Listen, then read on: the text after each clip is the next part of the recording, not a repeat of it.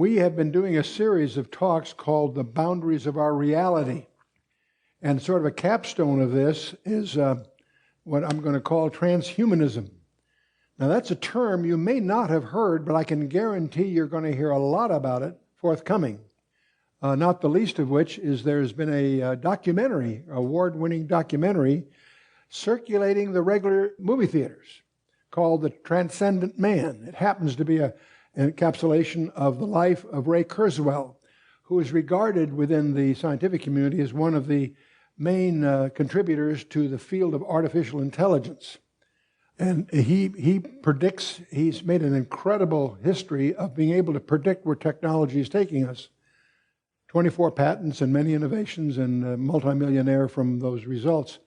But also, he is predicting, he has high credibility in some areas, and he's predicting that what we're going to be talking about will happen in the next 10 or 20 years, not a century. And he looks for a day when the power of the computer will exceed that of man's brain. And the advances that are going on to make that happen are staggering. But the day that the computer eclipses the human brain is a day that he calls the singularity.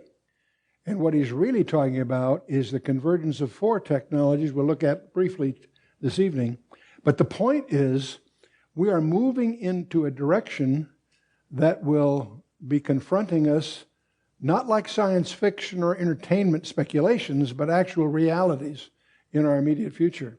And it's going to challenge our concepts of ethics, and it's going to challenge our concepts of theology. And we want to take a look at that. Transhumanism, what on earth are we talking about? The age of the hybrids, the day when extending people's capability will go far beyond our imagining today. If somebody loses an arm, there's a way to give them a prosthetic arm. But it's getting to the point where we can replace that arm with one that's far more powerful and so forth.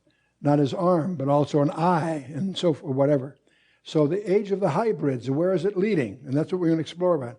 We published some time ago some materials about biotechnology in the sense that it is the sorcerer's new apprentice, where we're tampering with the very engines of creation.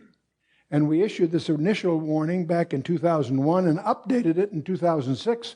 And this is more than just an update of that. It's a broadening of it also. When we say Sorcerer's Apprentice, what are we alluding to?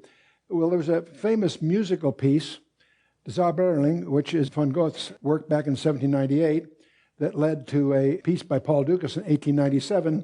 And as most of us got exposed to it, if you've seen Fantasia of Walt Disney's prize-winning production back in 1940.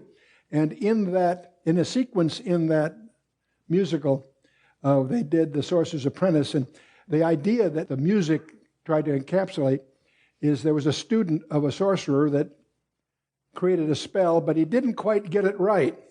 It unleashed forces that proved to be uncontrollable, so that his mentor, his teacher, had to intervene to terminate impending disaster. That's the flavor of the musical piece. That was why The Sorcerer's Apprentice has become an idiom in our language from that, actually. And the whole idea that you can meddle with a technology and have it get way out of control beyond your imagining where you can't repair the damage. Sort of a Pandora's box kind of idiom. So what we're going to talk a little bit about tonight is how technologies are converging in a very strange way and what the implications of that are. Genetics and microbiology is one of those. The advances going on in genetics are staggering on the one hand, but it's also leading to genetically altered foods, and they have huge hazards that are yet to be discovered. And they're also tampering with the genetics of animals and also the genetics of humans. What's that leading to? There's another technology that is called robotics. You can buy appliances for the home that are actually automatic.